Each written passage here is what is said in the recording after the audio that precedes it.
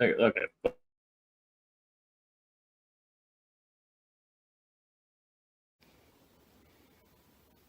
Hey, yo, it's me, Pops Van Marmalade, and you're watching the Comics-Related Madness Network. Uh-huh. So come get some. CromCon. CromCon. Hey, we want to shout out to our sponsors, Daytona Beach Comic Con. If you are a fan of comic books, if you're a fan of comic book conventions, and if you like meeting comic book creators and getting comics and comic-related stuff, then you need to make your plans to attend Daytona Beach Comic Con.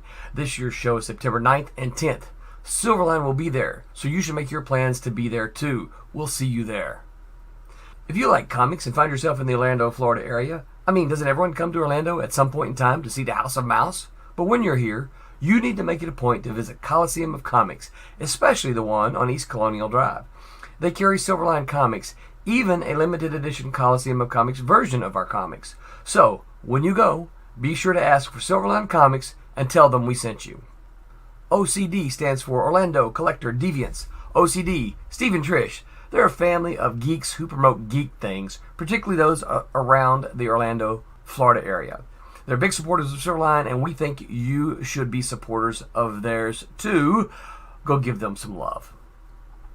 If you are an independent comic book maker and you need to get your independent comics made, you need to look no further than Kablam Digital Printing. They print our books, and they do a bang-up job. They're not only trusted by Silverline, but many, many independent comic book makers. Head on over to kablam.com and see for yourself just how easy it is to have your comic printed by them. And tell them Silverline sent you.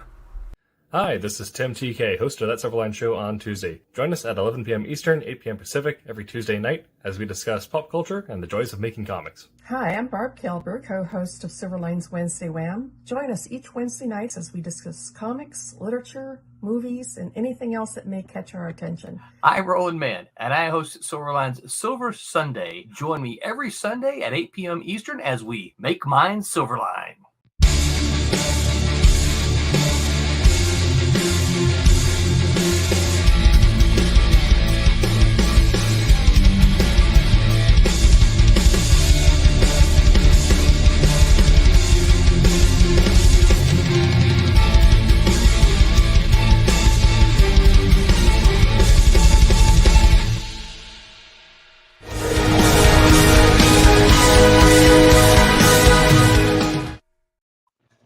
Good afternoon, Internet. Welcome back to That's Everyone Show on Tuesday.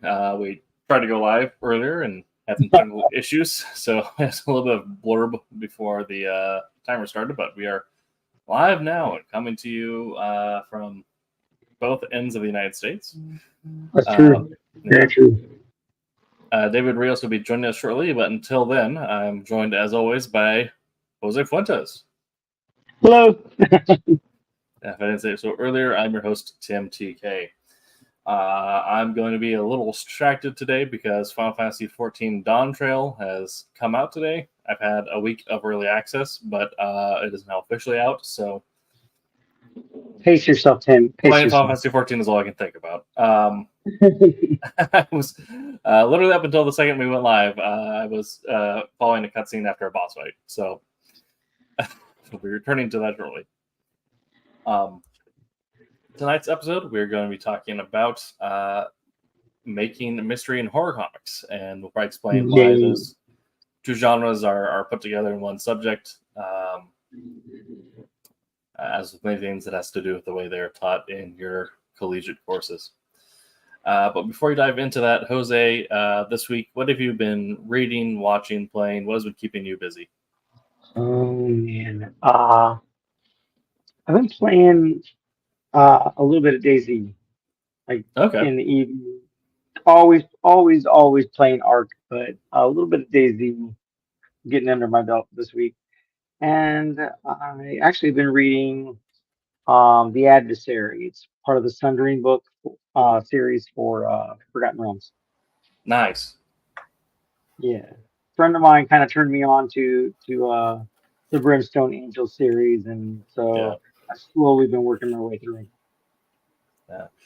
I just had a friend who we were talking about after a D&D session that they've only ever played in homebrew settings so they're not used to the canon Faerun setting.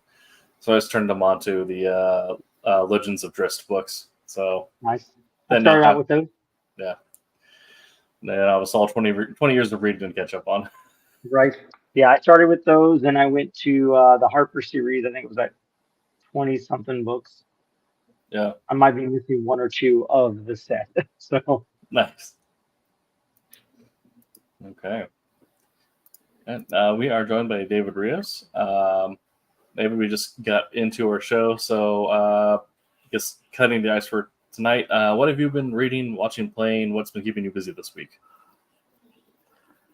Let's see, reading some of the current miscellaneous books that came out last week. Nothing this week. None of this week's books. Not playing anything. Just watching. Finished up the Blacklist. Nice. Season 10, so it's done. And then this week's Acolyte. Yep. Yeah, I've set aside time this weekend to binge through Acolyte to get caught up. I still haven't seen it. Oh, I don't know if Jose you're religiously into Star Wars. I know, but the problem with that is I have stuff to do, so yeah, my time to watch stuff is usually during the during the day when I'm working. And if I start watching it, I'm not going to get work done. So I want to get to a particular point in my goal, and then I want to just binge the whole thing. That's fair. But I've definitely heard like mixed reviews on it. I've heard on one end, I've heard it was pretty awesome, and on the other end, I heard it was garbage. So I tend to not let people decide how I feel about something until I actually watch it myself. Yeah, I heard that was slow up until episode 4. I heard that episode 4, the pacing changes quite differently. Right. Yeah, I'm intrigued. 5 is a big turning point. So that's kind of their, what is it? X-Men 97 big issue. Yeah. It's like that's where a big change, where a lot of people kind of went, oh, hey. Okay. Yeah. So. All right. That's what used to be the mid-season climax. Well, that's what I kind of find most shows. Most of the Disney Plus shows, when you watch them, I'm not saying anything specific towards this show, but if you kind of look back on them, a lot of them have like slower starts, and then they hit about midway and they start hitting stronger. I mean, look at Andor. Andor had a very slow start, but then got really good towards the end. So yeah, that tends to be something that Disney's been doing a lot with their Star Wars stuff. I think they're intentionally they're trying to work with I think there's good and bad to it, but I think some of that probably comes from the idea of acknowledging that you're working with the TV budget, and some examples of shows just blowing their budget in the front half of the season to kind of tapering out from that point on. Right. So I think some of that is intentional on their end of saving the big money pieces for the end. So then there's always you don't get to the classic Stargate thing where we did all the fights and all the spaceship stuff in the front half of the season. So in the back half, you're just staring at a purple man talk about replicants. Right. I still have the Asgard seasons, but there are some weird choices. So have you guys seen the new Sabretooth trailer for Wolverine and Deadpool? Yes, I'm really looking forward to that movie. No, I've seen the first trailer for Deadpool and Wolverine, and I've not seen another trailer since. Is that intentional? Just trying to keep yourself as unspoiled as possible? Pretty much. Well, my logic is that nowadays, like back in the day, you used to get 1, maybe 2 trailers for a movie before it hit the theaters and stuff like that. So you were hyped. You're like, oh, dude. So when you go to watch the movie, it's like with some big like plot shift or whatever happens, you're like, oh, like holy crap, right? But now they want to put out so many trailers, it's pretty much watching the movie. So when you go to the movies, you're like, oh yeah, I've been waiting for that to happen because I saw it in the trailer. You know what I mean? So I don't like that. So I choose to watch one trailer and then like hide from the others. Personally, I think that I like a movie that comes out and it may release, a bunch of trailers, but I like a movie that comes out and throws you for what you haven't seen. So there could be a lot of trailers and things on that, but if they can work in the areas of what they didn't show, maybe it wasn't, alluding towards this or alluding towards that, but I find the best movies are the ones that, the trailers kind of get you sucked in, and then they go and pull a side whammy or something like that. Right. And I like that. I really do. But I don't see that happening in a lot of trailers. A lot of trailers are very, let me show you everything, but over the span of like 7 trailers. Mm-hmm. Like that's, but yeah, I love going and watching a trailer and then going to watch a movie and getting side whammy. Like those are just great. Yeah. Side whammy is going to be the name from now on, by the way. Yes. On my end, I've already stated I've just been playing Final Fantasy XIV, the new Dawn Show expansion, and I will probably be continuing to do so for a while. It's very, very good. The new classes are added, are very good. New interesting, new areas, very interesting. Yeah. Just so everyone knows, Tim hasn't left the house in 2 weeks, just at all. Yeah, early access came out pretty much. Yeah. Right. The big question is: has Tim showered, or has he just got up and sat in the seat and kept going? I've still done the day job thing, but yeah. Right. Yeah, I did get the collector's edition, the big spinny one that came with the Piper statue and all that stuff. That's been outside the art box set up on my DM screen in the back. Right. Other thing I've been playing is Dungeons and Dragons. We had a session last week, and I was the DM. I introduced a new set of optional boss rules from Ryoku's Guide to Gaiju, which I feel like finally does enough to make single monsters interesting and scary in 5e, whereas I feel like in D&D 5th edition, a single monster, no matter the combat rating or challenge rating, it always ends up getting just beat up by players based on sheer action economy. Right. But using the kaiju rules, it paces out the fighting in a way that makes it much more dramatic and engaging, and also allows for the monster to be much more scary. Nice. So that's what I'm doing. Reading those rules in session notes, pretty much. Monster manual. Yeah, but watching, I've just been catching up on Demon Slayer pretty much. So that's been my week. Nice. I don't believe you.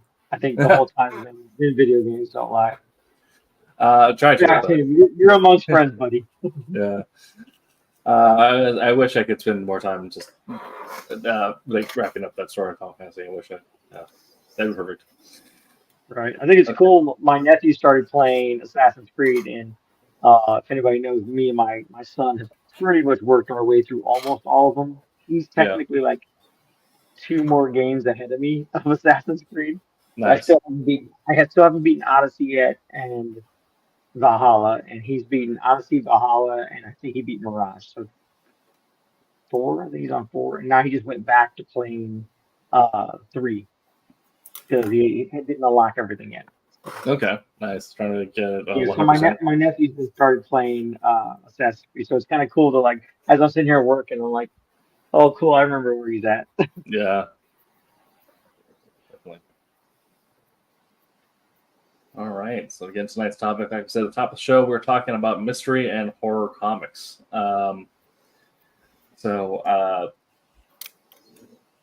I guess to explain briefly why we're lumping them together into one category. Traditionally, if you go through a writing program, and if that writing program includes genre writing, or if you do like a film study program or something like that, they put mystery and horror together usually as a unit because of the similarities in not necessarily tone, but in pacing and narrative development. You have to take a lot of the same or similar actions between the two in order to achieve an effective story. So if you know how to outline a good mystery, you also know how to outline a good horror in most cases.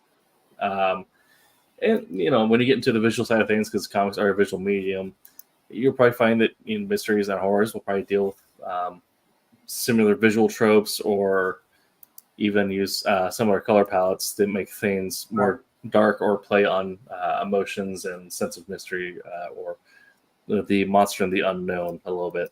Lots of shadow play. So before we get too deep into things, I'll open the floor and ask you guys, what has been your experience with either mystery or horror comics? I love mysteries. Like anything that's noir, like a comic, I'm just a sucker for. Like if it even has the word noir in it, you've already sold me a comic. Yeah. Big Boss Man Roland hopping in. Where's Javier? We're don't know. Yeah, it's not been active in the chat. Yes, he's only been on that first day, right? Yes. And then he had some issues with noise levels, I guess, and then has not been on since, and has not been active in the chat. So I'm not sure what exactly is happening there, but hopefully everything is all right.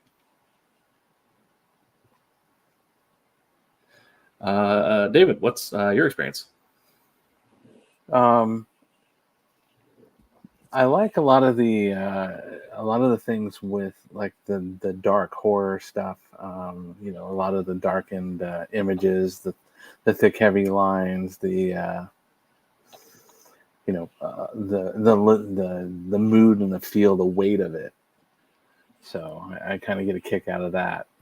And I particularly like when they drag some of the things like some of the Batman issues into the really dark,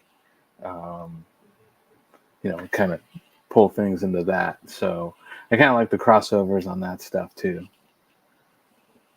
Yeah, there was a Batman run, I think it's in the Black Label, that actually involved like Cthulhu and whatnot, which was kind of cool. And then they made a movie about, was it the monster under, or something like that, the monster under Gotham, or something to that effect.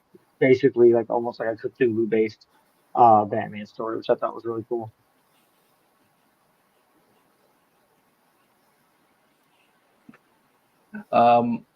Yeah, I would say similar. I love mystery and horror, everything. Obviously, I wrote a war mystery. Like, spy novels are essentially war mysteries. So, kind of pulling a lot of Murder on the Orient style inspiration, things like that. But horror was my first love. That was when I first got started at publishing, doing short stories. I try to pick up as many horror comics as I can. I don't watch as many horror movies as I used to now. But, I mean, Halloween is our sacred holiday at home. We take that week off and just do spooky stuff. Yeah. So one of my favorite reads of last year was A Study in Emerald, a comic by Neil Gaiman, which essentially is Sherlock Holmes versus Cthulhu. Oh, I think I have that. I think I have that as a novel. Yeah, I think it started as a novel, and then it turned into a comic, and it's, yeah. I didn't know it was a comic, but yeah, I'm pretty sure I had that as a novel. There's that one and another one. It wasn't Sherlock Holmes, it was somebody else.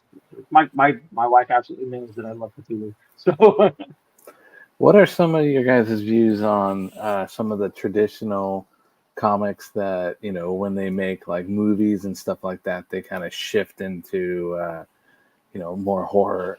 Kind of, a couple examples are like the New Mutants movie, for example, kind of shifted towards that horror. Definitely played on the Demon Bear saga, right? And then you've got like the new kind of out of nowhere Hellboy. That's I didn't even know that was something in the works, and all of a sudden I saw a trailer for it. I'm like, I still need to see the trailer. I saw it in my timeline. I'm like, oh, that's new. But it is supposedly, based, more in that horror themed than maybe even more so than the David Harbour version. But I know they kind of went that direction on the David Harbour version. So Chat real quick here. Shocking Cthulhu, yes. Studying Emerald. A Studying Emerald by Neil Gaiman. It's very good.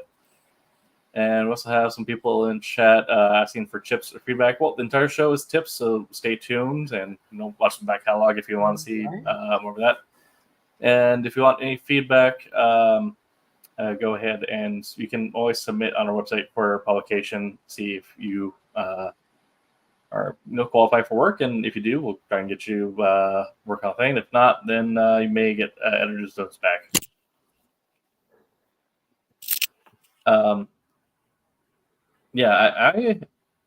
I like when things kind of do that, because I feel like superheroes have kind of got to the point where a superhero is not necessarily a genre; it is almost a sub-medium. It's a superhero comic that you can then attach a genre onto. That's why Logan is a great Western. So I like. It wasn't the best one in the series, but Multiverse of Madness with Sam Raimi and Doctor Strange. I thought that was a really interesting, like, existential horror take on Doctor Strange, which I feel like makes a lot of sense. Right, but they only edged into it. Like, honestly, you know what I mean? It wasn't like here, right? Yeah. So I mean, for those people that that's not necessarily their thing, it at least took them nearby. It walked you up to the line, like, hey, this is an option if you want it, and I was one who wanted it to go deeper, but I know for some people that was just enough. Well, it was Sam Raimi's. Right. And his Army of Darkness. It felt very Army of Darkness. So I mean, like with New Moons, I wish New Moons was better executed, because I really liked the concept. Yeah. But I'm very excited for the upcoming Hellboy. I still need to watch the trailer, but I saw the concept and just saw what I could while I was at work and got a little excited. It's interesting. I don't think it's a storyline I'm very familiar with, but I'm intrigued. I'm gonna watch it. Yeah. I feel like I also have to mention something here that is, near and dear to all of our hearts as comic creators and horror enjoyers, but the Vampire the Masquerade series, a horror series where your protagonists are the monsters, and if you're playing the game, you're the monster. That the style of world building. You're the monster. I'm not a monster. You were up on the roof. I remember talking to George Pigeon. I remember what I had to do to feed, but I'm still not the monster. Yeah. I don't know. I was just the ass, the arrogant ass. Oh man, Dave, great. You gotta be on here in October. We're gonna make Tim run another vampire game, and if we can get the Hefe in here, oh, he's so good. Yeah. I'm so happy when Roland hops in here and role plays with us. It's so much fun. I think it's a question we'll probably get to at the our end here when you save some of our more general questions. Thank you for saving those. If you want more questions answered that not necessarily directly related to the topic, just shoot them in there and we'll get to them at the end. So again, getting more into the act of creating comics here. So we kind of hit on that you can have something like Vampire or like Studying Emerald, where it is just a little more so just a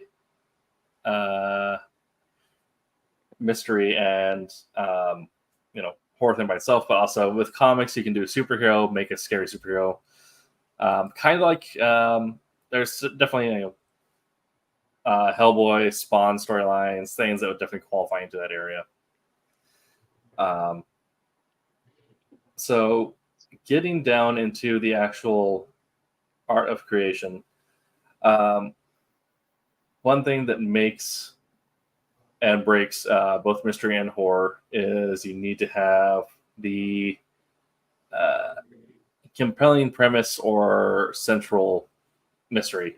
And a central mystery is also important to a horror thing.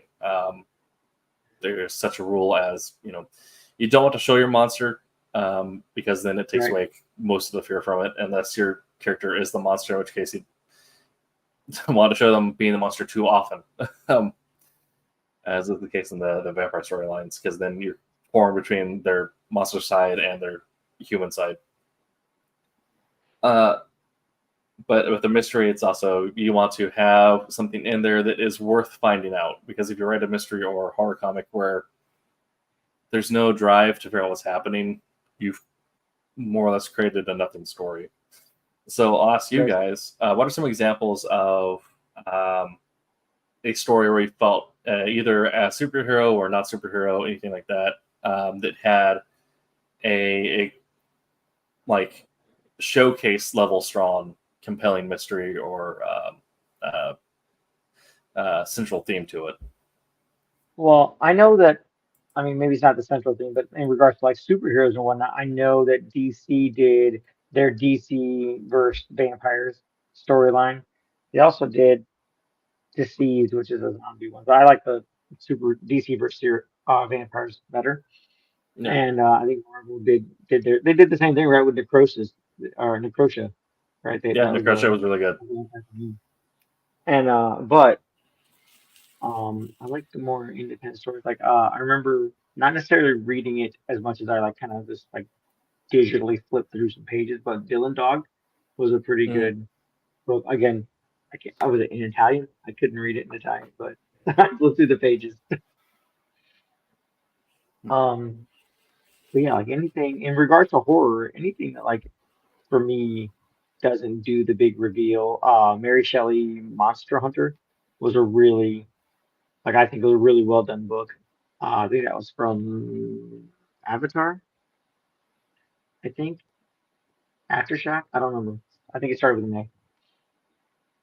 But yeah. Dave. Well, for me, it's like when I think about the horror stuff, the things that stand out more for me are like either the games or the game adaptions. Okay. Like one of the things I really loved was the original Resident Evil.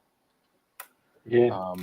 It's just, there you had the spook and all that stuff, but it's like when they knocked it up, and when you went outside in the back and you came back in, and everything was completely restocked with all the really nasty monsters, and as soon as you walk in, it like scares the bejeebies out of you.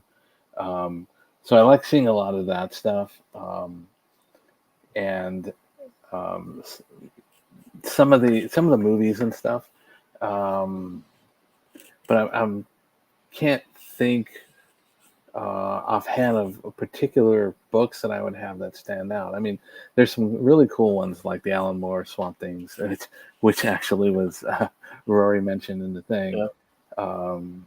There is some really cool feeling and stuff like that, and deep stuff with that. But yeah, I can't particularly pull certain books out. Like I said, most of the things that come to mind were like games and things like that for me. Yeah. Okay. Silent Hill was, for me, in regards to video games, probably the scariest game, because every time that air horn went off, like I freaked out every time. No!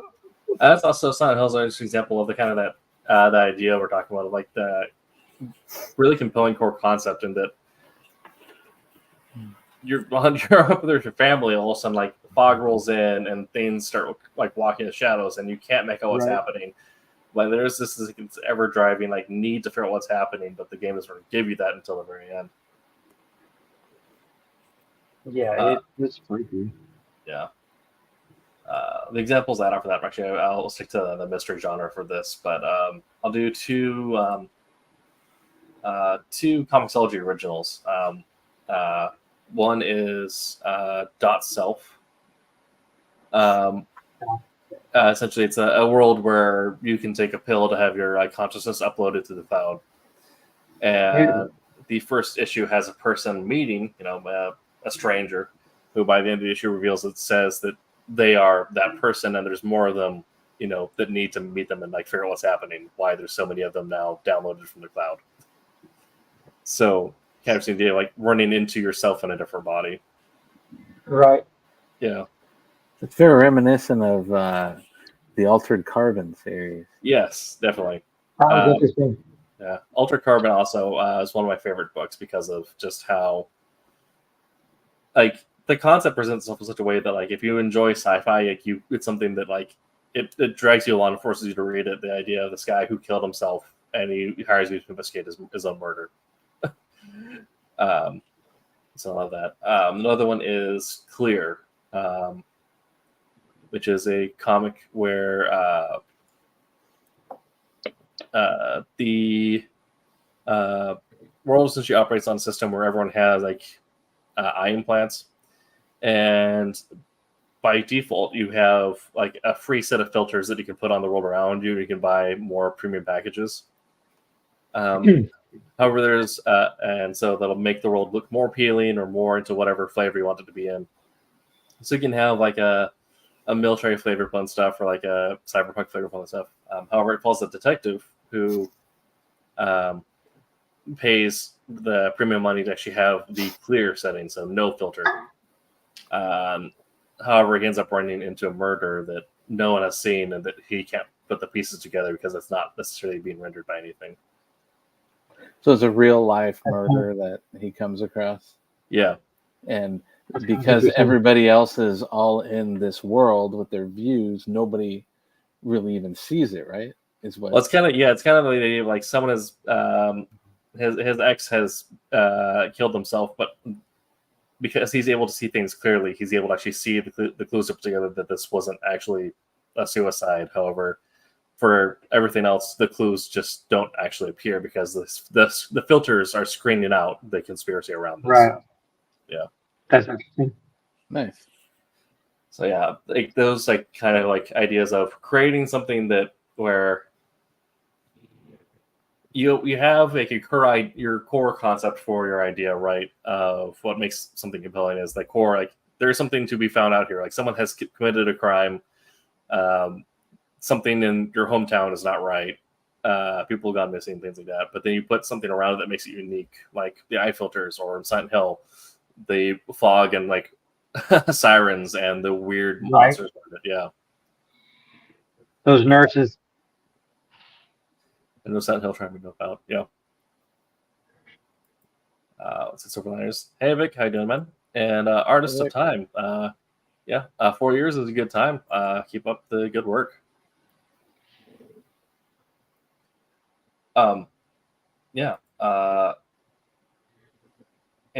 when you present that premise and mystery, you then have to go into a process of building suspense. And this is something you have to do both in mystery and horror. You have to keep on turning up the tension a little bit because these are genres that may not necessarily have your traditional action set fight scenes. In most cases, it's usually best if you avoid those because you don't necessarily want to show the murderer or show the monster too early because that's going to right, pull the rug out from underneath your own story.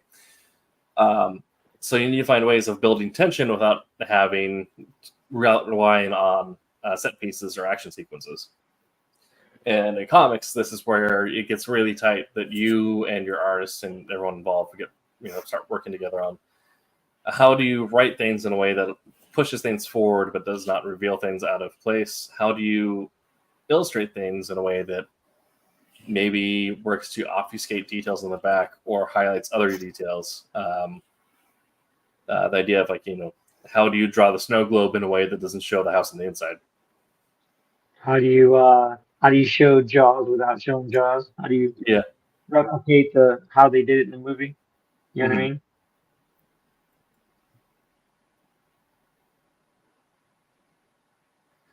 Yeah. I know on the writing side of things for this, it then becomes a point of doing a lot of but statements or because of statements. When you're doing your plotting, the creators of South Park, have that famous talk where they talk about how when you're plotting out an episode, you never do an and. Everything like you have to create each point always has to be a but following the plot before or because of or therefore. Everything has to either fight or cause something, but you can't have something that just happens out of line.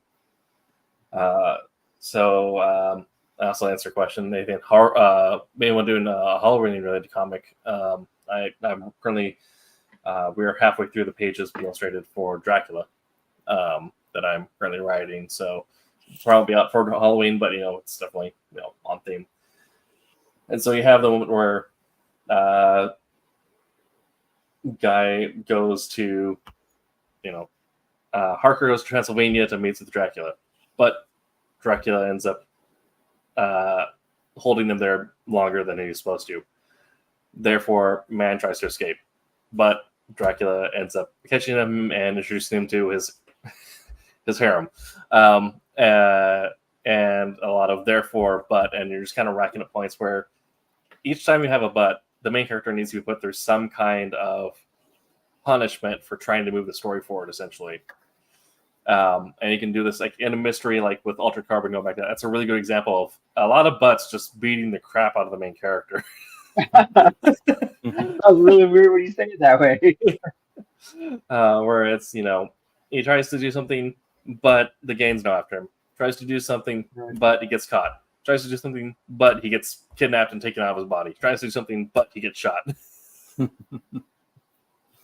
Yeah. Nice. And each time you do something like that, in the therefore point, you kind of like sprinkle in a little bit of stuff to move forward. You can't just like beat someone back into a box so they can't progress the story, but they have to get like a little sprinkling of the clue that leads to something in the future, but then you have to punish them immediately for it, just so that way that the answer is not coming at you right away.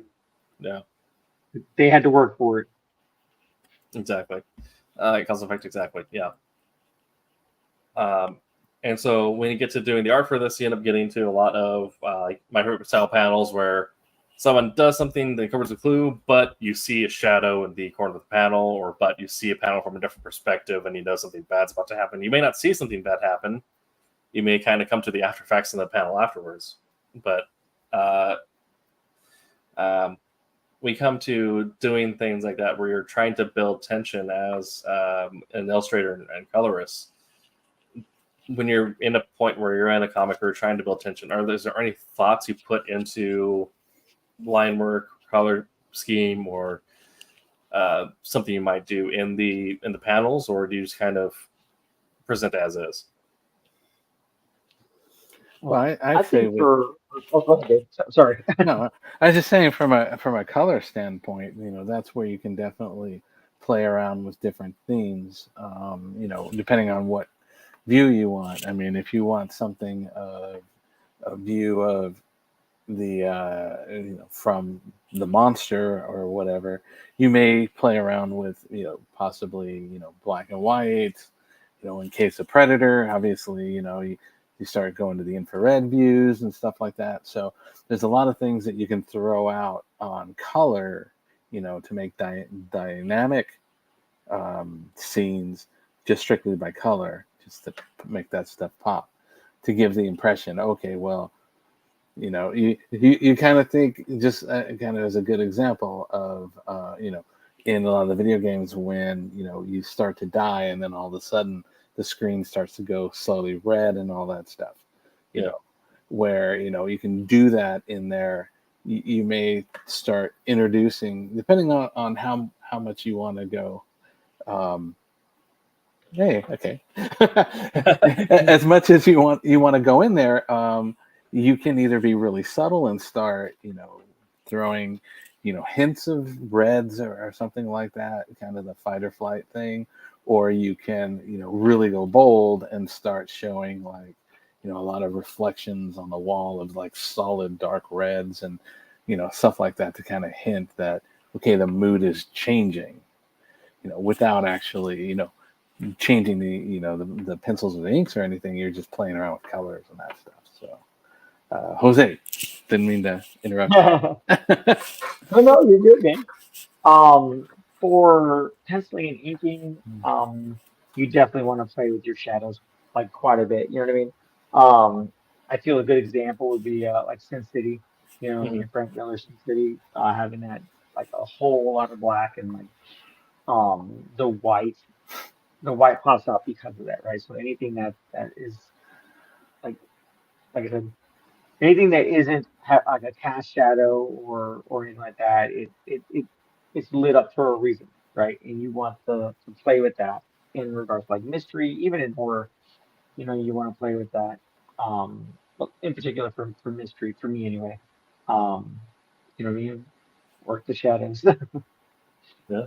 Well, I think a good example. I mean, this is not so much a mystery, but it does have a lot of play into the shadows, and stuff, but also the effect colors are. If you look at the things like the Dark Knight Returns books, you're dealing with an all dark blues and grays world and all that stuff, and then here you come and you have Superman, and then all of a sudden, just color wise, here's super bright Right. reds and oranges and stuff like that.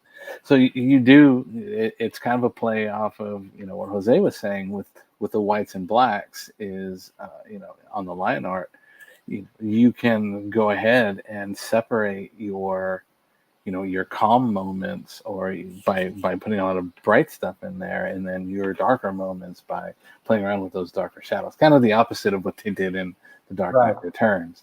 Because in there it was like this was Batman's world, but when Superman came to play, here's all the bright and shinies, Right, he stands out. That doesn't fit, So in the same thing, you're dealing with a, you may be talking about your standard cabin in the woods, and then all of a sudden you start really going into your dark, deep kind of dark corners of the jungle and all this stuff to start setting your mood and bringing that stuff forward. So Right. Yeah. I think kind of. Let's have a visual. I have some visuals here actually. Let's kind of pop these up. But going from where is the? So we have kind of like in Vampire, right? You have your scenes in Elysium, right, where it's all like court colors, everything's bright illuminated, everything's out in the open, versus right a stalking or a hunting where you just have pages that almost feel like they're black or just black and purple, and just shades of. Taking time to use your shadow to pull apart, like what is a scene that is set to relieve stress and pulling shadows away from that, and then if a scene is set to create stress, find as many ways to fit shadows in there as possible. Right. I don't know if either of you have looked at any of the Blood Hunt stuff. I've kind of been looking through some things here and there, and the whole theme of the series has been okay, the sun's blocked out and the vampires are going crazy and all that stuff. But there's some few things where you'll see like, they'll bring in Dagger, for example, and she'll bring out some light, and you have some pretty stark contrasts in there. So, your light, which normally, in standard daylight would be, a little bright, but in these extremely dark settings, you really have almost angelic, bright, super bright light and all that stuff. So there's some cool contrast that they kind of been playing around in some of those books. Yeah. I mean, you see the trailer for the Blade game that's coming out? No. Oh, really strong use of color in that. Really good. It's lots of good visual storytelling just in a trailer that doesn't have a whole lot going into it. It's literally just like a 15-second steamer, but they do a lot of really good visual storytelling with the colors. Gotcha. I will say I liked like the ambiance and the coloring for the game Wolf Among Us. Yeah. Which is based off of Vertigo's Fables and whatnot. Like that. Like the graphics and like not just like the graphics, but like the tones, you know what I mean? The color tones they use for particular chapters in that game were actually really cool. And the big bad wolf, so that's always a plus. Yeah. I don't know if anyone, if we're more specific what kind of Keanu movie are, and if it's what Keanu's movie is, and if it's going to be if it's referred to a topic, we'll hit it now. If not, we'll hit it at the end of the show. But I try to watch every Keanu movie that comes out. So another part that is it's critical to old storytelling, but it becomes a very easy point to lose attention in the lose your readership in a mystery or a horror story, and that is characters that are both relatable and multifaceted, multidimensional. Everyone has seen Friday the 13th, so you can't really get away with the archetypal like group cast anymore. You can do a parody of it, but like everyone has seen the jock that is just a jock, the cheerleader that's just a cheerleader, then there's just a nerd. And also people like that don't necessarily exist. So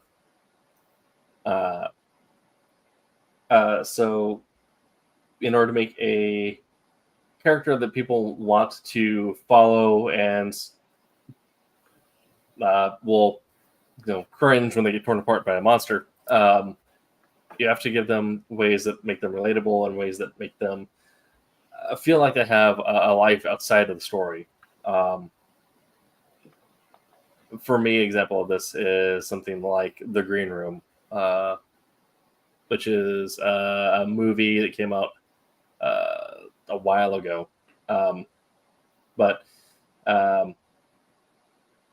Essentially, it's a non-monster horror movie. It's a slasher house film. A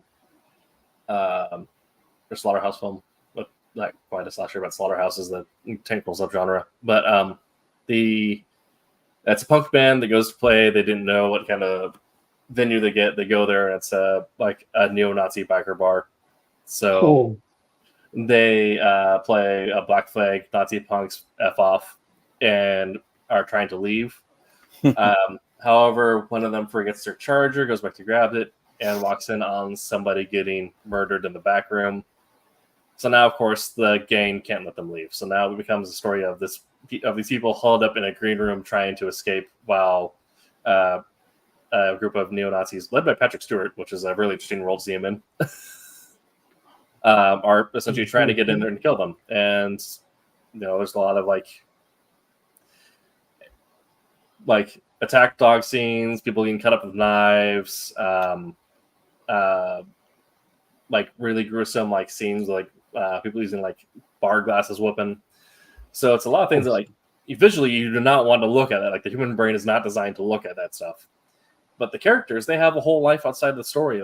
You learn about their love interests. You learn about, what the bassist is doing in college, or what the drummer is trying to do with their life. You learn about, the guitarist and vocalist. They're headstrong, but they have this trauma that's forcing them to feel like they need to be in control. And so you end up learning about these things that people are trying to grow through, and you want to see them succeed in that. And because you want to see them do all this other thing, or who they are, you want to make sure they get through okay. Most of them don't, but you want to, but you're drawn to watch because they have these things that make them relatable or complex. The Green Room. I can't remember his name, but it's there's a Russian actor. He played Chekhov in the most recent Star Trek adaptations, the movies. It was actually his last film before Anton Chelson. Yeah, Anton Chelson. Yeah, that was his last film before he passed. Yeah, The Green Room. And Artist of Time, we'll get to that question at the end here. Thank you for keeping chat. And we'll hit our housekeeping here kind of halfway through the show, that if you are listening to us on any podcast service around the world, thank you. If you want to catch us live and chat like Vic, Tommy, Artist of Time, Rory, Old Man have, head on over to Silverline Comics, subscribe to our YouTube, follow our Twitch. You'll get notified when we go live, and you can join chat and ask us questions like they have today. We'll be answering those at the end of the show. And in comics, being a visual medium like film, in order to make characters memorable, not only do they have to be written well, but you also need to create a good visual profile for them, something that makes them stand out. Not necessarily in a way that a superhero stand out, but in a way that will make them pop compared to the rest of the cast. If you're writing manga or anime, this is the big eyes, blue hair effect. Right. Who do you know is the main character, the one with the green hair? Only dude with the green hair. Yeah, exactly. But Western comics, we don't necessarily use the same tropes, although we do use similar coloring patterns or visual identifiers. So, from your perspective, can you guys talk about some of those visual cues you'd give to make someone stand out? Go ahead, Dave. Well, I mean, color perspective, it's like when I try to define people in a crowd, I tend to take a lot of the people that are kind of background fillers, and I tend to mix, for example, maybe more grays in with the skin tones to kind of, tone them down. And then the people that I want to, pop, I will go through and I may put brighter colors. I'll definitely put more, a little more vibrant skin tones, things like that. Maybe more contrast and all that, just to kind of, sit there and make them a little more, pop out a little bit more. They may be, it may be somebody that's wearing the bright red shirt, or the bright green shirt or something like that. So depending on what you want to do and what feel you want to do, it's just playing around with that and keeping things more saturated on people you want to pop versus more muted on people that you kind of want to put back. That's aside because, obviously you're not doing dialogue. You're just trying to translate based off of colors and all that. You're not, the colorist is not doing the artwork. They're not doing the writing and all that stuff. So they have to kind of pick up the clues that have been laid down by the writer and the artist. So, and then just kind of, play around with things there. Dave said it a lot really well. I would say in regards to pencils and whatnot, I kind of like subtlety, right? So I like if there's going to be a character. I like the idea that you're reading a book and it mentions something from page 1. It's like, oh crap, I got to flip back, and there's the character. You didn't even realize it because it's in the background. You know what I mean? For me anyway, when people tend to read comics, my understanding is you see the big stuff first, right? The big characters, the big thing, action going on. You don't necessarily pay attention to the outlining characters. So in regards to penciling and placement and whatnot, you want to put any character that you want to have the focus on. You do that. You bring them closer, bolder lines. You know what I mean? Some more detail than what you would normally do, unless, like I said, you want to throw in that little Easter egg guy in the background and give them a little more extra detail than everyone else, just so that when the big reveal happens, oh, it was Agatha the whole time. And you go back and you look at it, and you're like, oh, it was right there. That character was right there. I didn't even look at it. I like stuff like that. So, question for you, Jose. Would you possibly think, if you're going through and you're kind of defining a page and you say, all right, well, I'm going to have a big scene, and obviously I'm going to have somebody that the main person that focus out, and I'm going to, like you mentioned, you may, heavy the lines, you may, do that. Have you ever gone through and done something like purposefully maybe made your main character something like 8.5 heads, whereas your background characters, you maybe tone them down 7.5 heads, just to kind of shrink that down to show a something a little more prominent. So you're not only playing around with the line art, but I don't think I've thrown off any off the proportions per se. Other than like I said, I make the main focus, the main character is a little more dynamic. You know what I mean? I want to have that curvy stretch. You know what I mean? For those particular characters, that foreshortened, that's really stuff I would throw in. But like I'm a fan of heavy lines as well. You know what I mean? I like my detail, I like my textures and whatnot, but I feel I'm a fan of heavy lines, so that's usually the route I go. Okay, because I know that it's a big thing that was always pushed for all the people that sat there and learned and play around with the how to draw the Marvel Way books and all this stuff.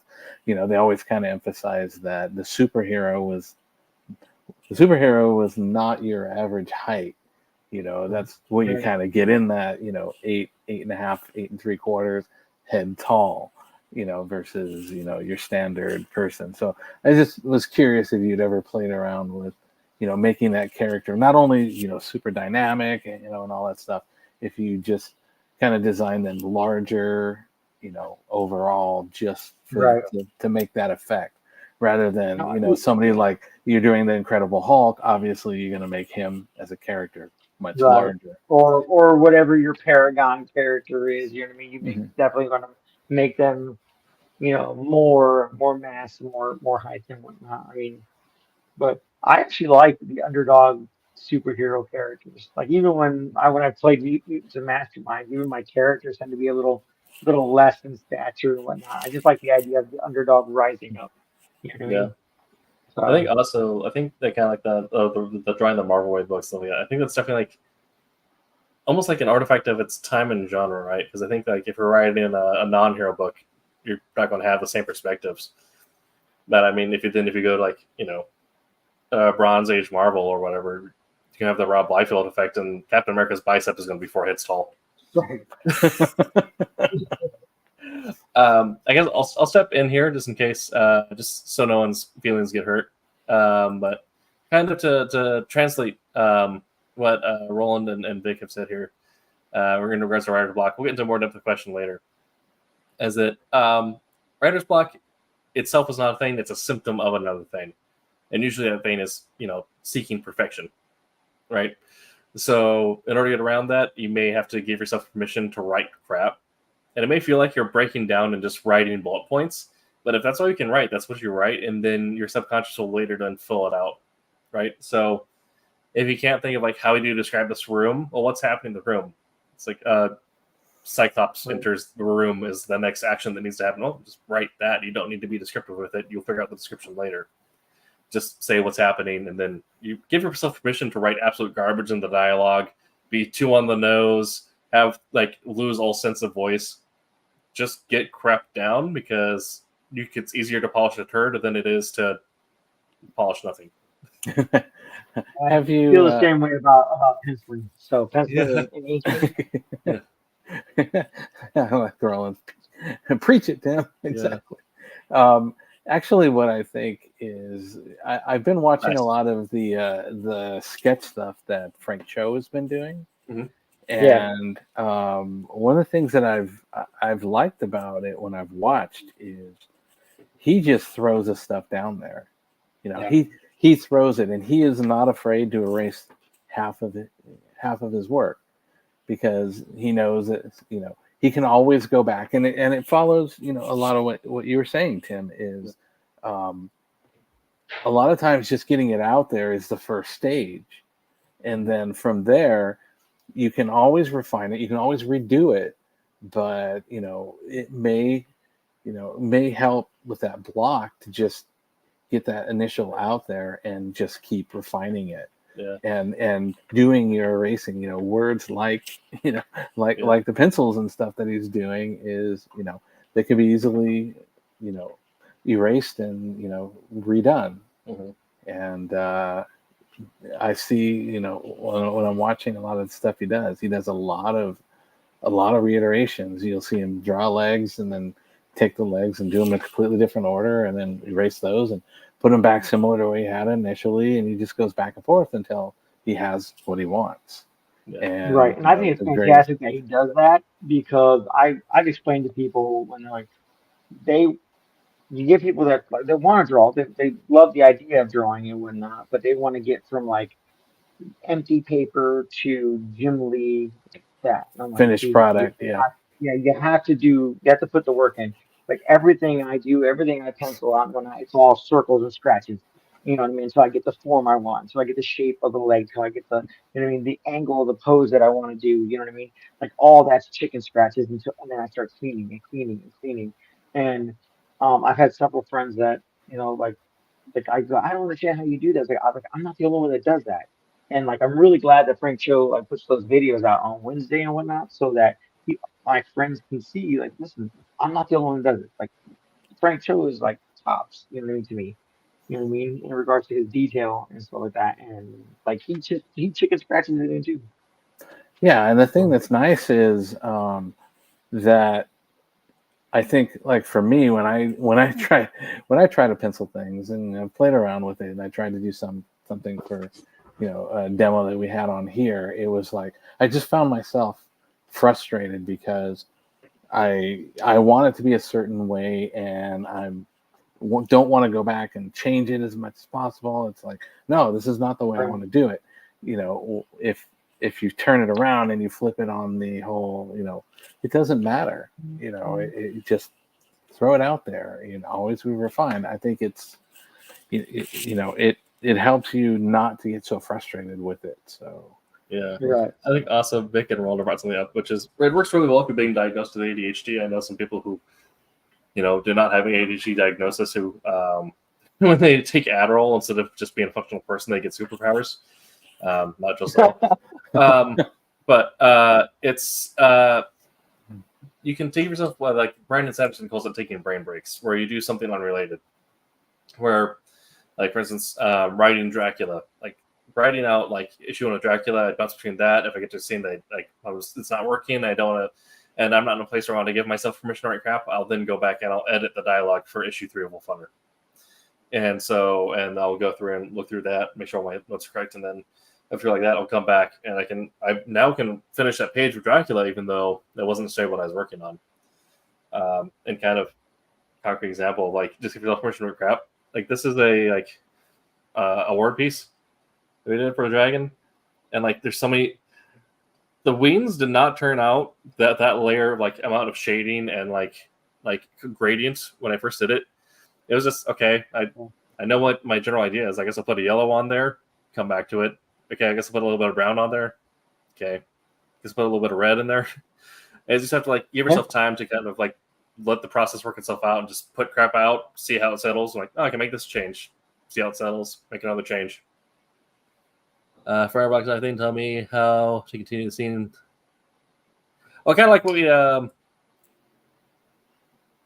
yeah. Everyone said just kind of start writing crap. I mean, we just talked about doing Even like if it's gibberish, even if you just write gibberish. There's actually something like that. Out. But yeah, if you have ADHD like I do, take brain breaks. Like that's between 2 projects at the same time. Like if I'm writing a horror story, and I have I wrote a horror story when I worked on that, then I would then bounce between that and then my wartime story.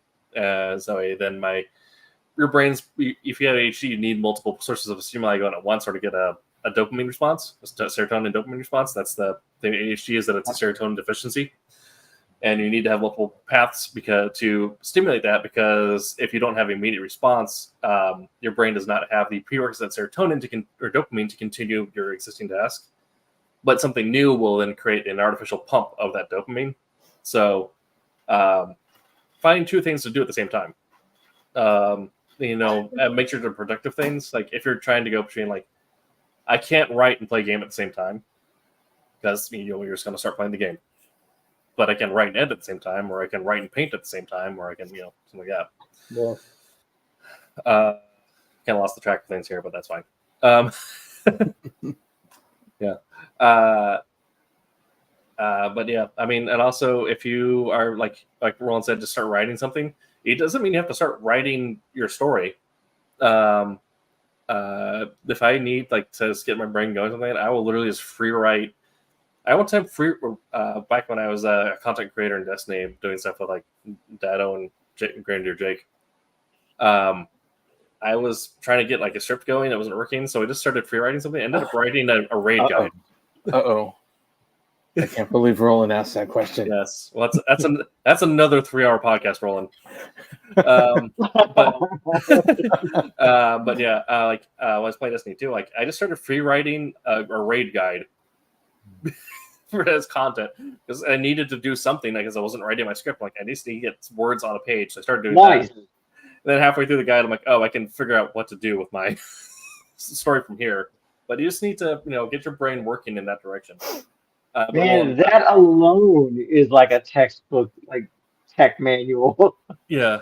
Roland, it's Final Fantasy 14. It's an MMO like WoW or New World was, but with the characters and tropes of Final Fantasy, where it references a lot of the previous games. The new expansion just came out today, so that's not so final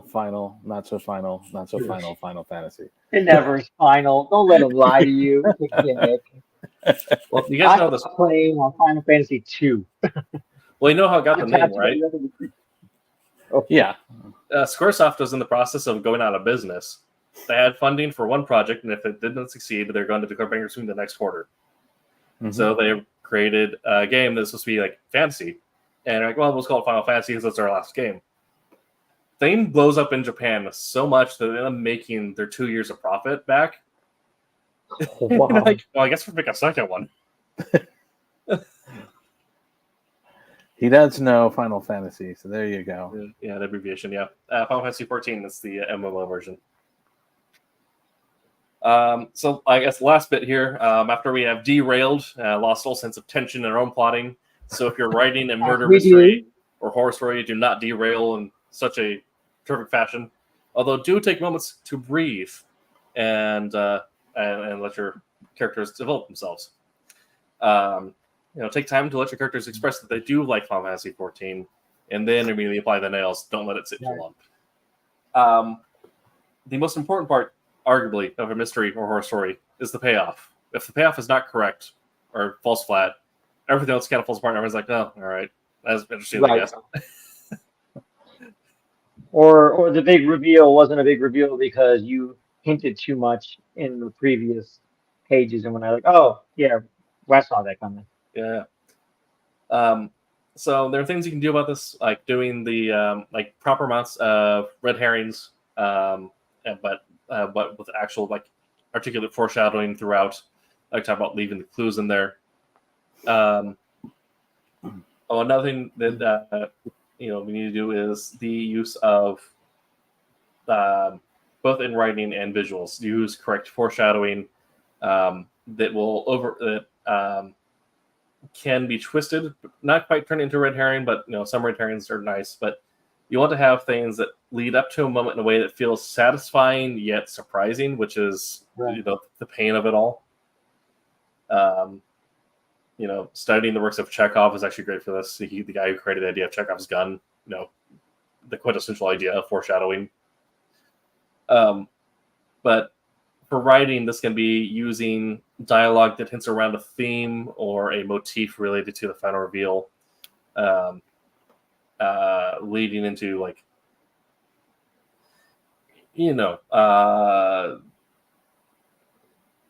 Go to Dark Skies, where they talk about different forms of grays or different types of aliens, but never quite landing on the exact thing that they have, right? For visuals in comics, this also gets very important because you have the responsibility of, having the snow globe on the floor that then in the final panel it's revealed that the house is inside the snow globe, right? But finding weird ways to balance that is going to be the main struggle you'll face in creating a comic like this. Because, again, you don't want to make your reveal unsatisfying, but also you don't want to leave it too on the nose. Right. I like the idea of like Lovecraftian endings where no one gets out unscarred or with mental stuff. Like honestly, that's the reason why I like any Cthulhu stories or any Cthulhu, but Lovecraftian stories because no one gets out unscathed. No one gets out without like emotional trauma of some sort. Yeah. Like if you've ever played the Call of Cthulhu game, which I have not played yet, that would be fun. But I've done a lot of reading. And I love Cthulhu and Lovecraft stuff. But if you ever play the RPG game, I don't think there's ever a way to win that game. There's not in any way, shape, or form a way to beat that game. I've run a Like campaign. you will die. Yeah. I have the rulebook and I've run a campaign, and it is like one of those things where it's so easy to like, it's so easy for things to fail forward and then in a way screw up, like in a way like, Right. you know, we reveal what the monster is and most of the people are alive. That's satisfying. What's surprising is that in the final fight, someone stepped over the salt circle and released it into the world. Right. Oops. Yeah, Oh. and that was something that actually happened where, like in the setting, like they're having this fight, and if someone starts fighting in the same room as the ceremony's being like performed, the players like they have a good strategy. They're fighting outside of this. Like this is the one room where they're protecting. Something happens, the floor gives way. They start to fall down. They start fighting it. One of them fails their luck roll when they die, and when they do so, that means that their foot has scratched over the line of the circle, and it's no longer binding. But you know, it's kind of that same idea where you're leaving kind of no questions unanswered at the end, but Right. they're not settling in a way that is like, you know, cookie cutter. Like, was it Jason 2030X or whatever that is? Jason in Space. It's a terrible movie, but you know, no questions on the table, and everything falls in a way that you didn't expect. Right. Oh. Even a movie that is an absolute dumpster fire can do one thing, right?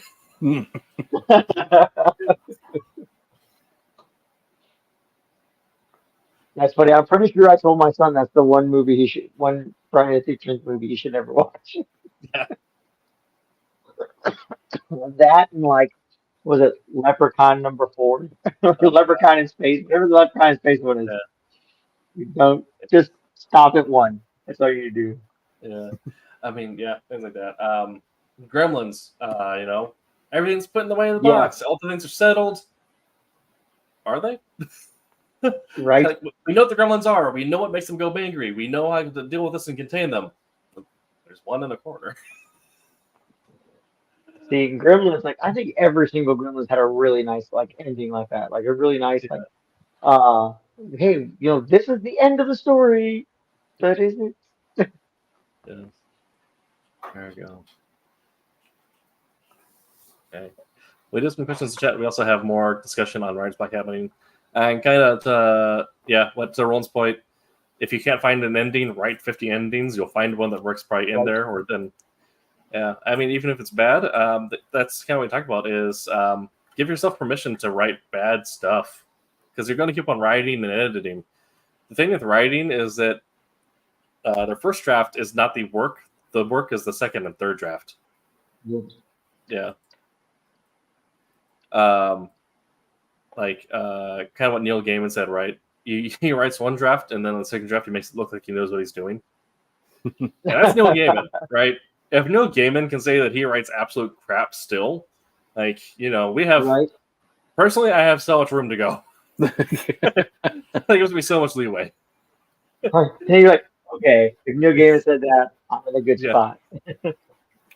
Go back and find more questions. Well, if I see 14, that the conversation that happened. I was kind of thinking a little bit, and you know, this one of the things I think about is the if you go back to the Michael Jackson Thriller video and all that stuff. One of the things that they did in there that was interesting was, you know, they go through the whole video and everything, and you find out, oh, it's just, you know, you're asleep and all this stuff, and then they throw that last he turns around, it's got the eyes going and all that stuff. Yeah, That's kind of a, oh, okay, we're done with it, and then all of a sudden, nope. It very much like you mentioned with the, the Gremlins and all that stuff. It's just that one little thing that leaves you hanging, that you can throw in there, it spices things up. So yeah. Who was it? It's gonna be a little bit swearing, but don't worry, we're after 9. We can now get in the PG-13 area. But there's I think it was it Scott? No.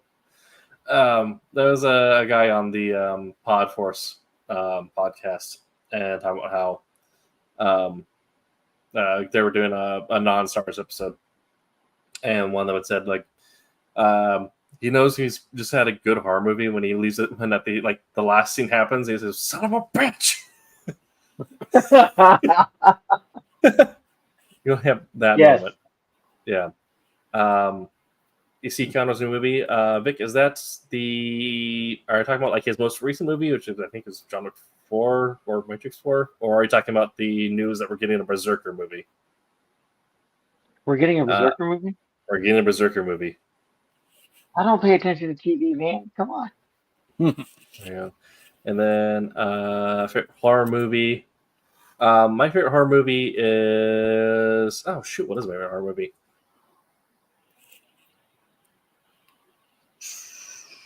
Lazarus Experiment was fun. Every time I hear that question, the first thing I think about is Jamie Kennedy or whatever, Showgirls from Scary Movie. Yeah. One of the movies that I loved, old school movies, Roland will probably go, yeah, American Werewolf in London. Nice. I love that movie. Definitely. Yeah. I think if we go classic, I'm just gonna say Alien. I was going through that earlier as we were talking about that, and I was talking about some of the video games and all that stuff, and one of the things that I found that was really unique that I loved about Alien and Aliens was you're dealing with movies within the same franchise that are completely, one's a horror movie, one's a science fiction flick, and I think they were both done extremely well, separate from each other, but built off the same concept. Yeah. So I was thinking earlier about the original Alien movie as well. Yeah, I don't know. There's something about Alien that strikes me take up so much of my fancy that I forgive the rest of the franchise. I will watch every Alien and Prometheus movie, and I'll enjoy it. I'll acknowledge that it's not good. Yeah, Alien Resurrection, not good. It was a good time. Right. At bare minimum, like I said, if it entertains you, really, that's all that kind of matters. Yeah. My favorite horror movie probably is Fright Night. Yeah. Keeping it OG, keeping it classic. I friggin' love Fright Night. There's another one, a few other ones I could think of, but really, when I think of horror, I don't like bloody, gory movies per se. You know what I mean? It's never been my thing. But that's actually a pretty good vampire story. It's got memorable quotation moments, you know what I mean, in it, and I'm talking about the OG one, not the new one. The new one was all right too. We're going with David Tennant in it, but the OG one, you know what I mean? 80s, my D&D group has an ongoing joke. We always watch the new Friday Night up until the car chase at the end, and then we stop.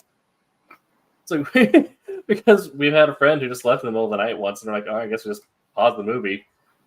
Right. So now, as a rule, whenever he comes over, we get that halfway in the movie, and you turn it off and go back to whatever we're doing. He just stopped the movie in general. Has he ever seen the ending? No. That's good friends. Yeah. That's good friends. Somebody don't walk out on a movie. Right. How to work on shade and choosing the right colors when they do art. This is a David question. You don't have to give a full answer, Dave, for David, because we do have, if you want to go into click on the Silverline Comics YouTube link below you, we do have an episode on this where we talk about coloring and palette selection for a full hour and a half. In regards to coloring and for inking. Yeah. Mm-hmm. And penciling too. So penciling goes into it as well.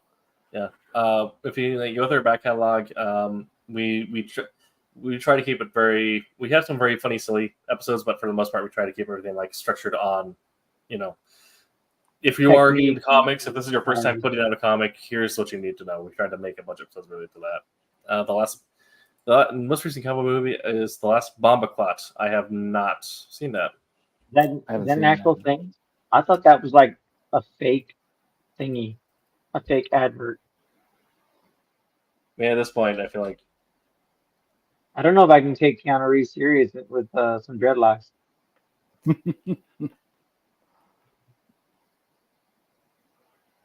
no. So while you're looking that up, yes, you talked about. We do have that. We spent a good 3 weeks on. We broke it down. We had an episode that was about writing and got into some of the fine points and things.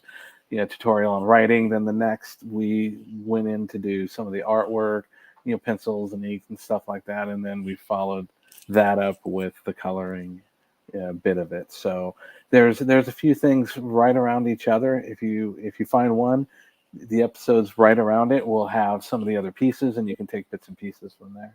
Yeah. We need to get Mike Belcher in here to do one on lettering. Yeah, I'll get Mike on. Yeah, I mean, if all of you still in chat, you want to see if Mike wants to do an episode on lettering. Right. I mean, I've lettered before, so I can talk about it a little bit. But I'm if I have the option to outsource it, I will. I mean, I can letter, right? I can letter on several programs. I can do it by hand because that's what we had to work on to do that. But yeah, I agree. If I could outsource that, I would. Yeah. All right, we got a question. You got a question in there that is not a good question for us. What do you want AI art? Hey, an artist. Not a big fan. Jose's right here, and he has. I know I've had, and I talked with these guys before about it, where I've had somebody actually go and take a panel or a page that I did when I worked at Marvel. It was an X-Men panel where they were all sitting by the pool. It was in the alumni book, and then all of a sudden I see another page, and looks like it's identical, almost identical. There's very slight colors are slightly different, and it's definitely something that looks like it was a copy. I wasn't very thrilled about it. I think I believe Kevin West did the artwork for it, but it was redone and they put their name on it or their initials on it and all this stuff. And it's the same thing that I think of with AI art. Is a lot of that is easy. I understand for the people that create and do the back end on the AI program and all that stuff. There's a lot of work and development, but it's just a lot of artists that don't get their due for the work that they created. If it was creating a thing and it had on the bottom after so and so, it might be a little bit better, but it just tends to be a lot of taking work without giving due to the people. So yeah, my opinion is that AI should be the one handling our laundry and accounting, so that we can spend our time making comics. There you go. And yes, Kevin West is an awesome man. AI is not artwork. There's no AI artist. He is a creative prompt hunter. That's what it is. I'm sorry. Like, I'm sure people are like, some people are like, will argue that it's good and you can use it for certain things, and I understand that. Like, if to pull up something, you know what I mean, to use it as like a reference. You know what I mean? I could probably be okay with that, right, for the most part. But to type something out and have the art come up and then say, "Hey, I made this." No, you didn't. Yeah. Like I'm a little more passionate about it because I went to school for it. I went to school to draw. I went to school to better my skill to do all my chicken scratches until I come up with a good picture. You know what I mean? All that process and whatnot. I worked hard for that. Like I never, anytime anybody says like, "Oh, you're so talented," it's like, no, it's a trained skill. What I do is a trained skill. I taught myself to do this. You know what I mean? I was given the inspiration and just the energy and the love for it. You know what I mean? But I I taught myself to do what I do. You know what I Yeah. mean? So for someone to type in stuff and then all of a sudden, an image comes up like, oh, look what I created. Yeah, you know what? Your mom or grandma's gonna hang that on the fridge, and that's about it to me. Yeah. I'm sorry. I'm not Yeah. trying to be a jerk, but I'm very passionate against it. Yeah. You're not an artist until you spend over 100 hours doing perspective grid. Right? For real. I know there's been some question about some of the major artists out there using it, and there's still problems with it. We actually did. It wasn't this episode. It was the Sunday show. Did some tests of different application programs and all that. Roland and team were pretty much, giving it a thought. Let's take a look and see what options are there. And there were some really, wonky results. Some cool stuff that came up, but like, three legs on a person, stuff like that. And one of the things, I won't mention names, but one of the things that I just saw recently, there was a question about somebody who'd done the Superman cover, and it had a second bottom part of the S. So the S looked like an S with another curve on the bottom. That is very typical of what you would see when you do AI stuff. So there was a lot of questions, is this person using it and all, stuff like that. So, I think going into the future, we have to do another episode. We talk about once about copyright and like legalities. I think we'll need to do another episode on how to protect your artwork when you push your stuff online. And one of the things I'll talk about now is how to use Nightshade, which is a plugin which stops AI from being able to rip your art. It's something you put into your I don't know if it works on Adobe anymore because of their weird cloud thing, but it'll work with GIMP and Inkscape and a few other vector editors where you can just plug in Nightshade and it's going to poison those pixels so then an AI can't see your artwork. Mm-hmm. Well, just also remember AI is one part of it. You've got other things with, some people taking poses.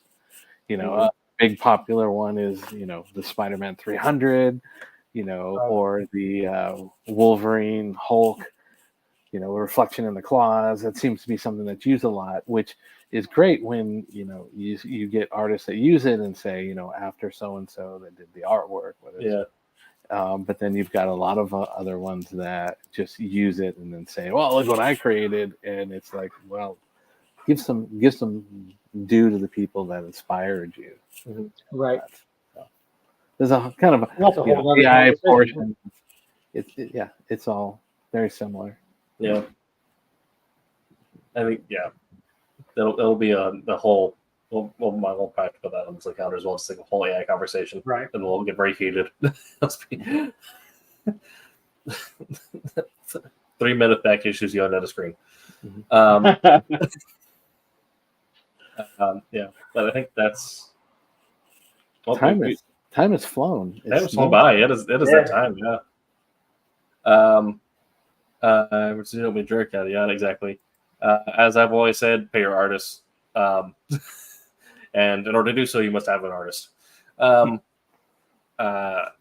mean, not to keep on harping on like the beat on dead horse, but we mentioned a lot of times that people will buy a comic for the cover, they'll read it for the panels, and they'll buy the next issue because of the writing. And people are going to be smart, and they can tell when a cover looks janky. They can tell when panel art isn't quite right. And so, if you're doing something that already there is a bad public taste in the mouth regarding it, and then you're in addition making just a subpar content that doesn't really have any relatability, any soul to it, because you can tell when someone puts soul into their artwork. And I agree with that. And yours, as if you're going to end up an outside product. In housekeeping news, we do have another episode next week where we will be doing a launch party for Divinity number 4. 4. Yep. Yeah. So if you Go Barb. Yeah, Barb's favorite project. It's finishing its first volume, so we're all super stoked for that. And we'll be here having a party next week. Maybe Barb will join us. I hope so. Hopefully we'll be able to all get our pre-orders in together again when Silverline does a launch or a pre-fund through our new backer system. You're not backing a pipe dream. You're pre-ordering a comic that is completed. It's just a way that makes more sense for accounting. So there's no chance of us, stealing your money and running with it. It's you're just placing a pre-order. Simple as that. Right. Yeah. It's also a good time to order back issues like Wolf Hunter.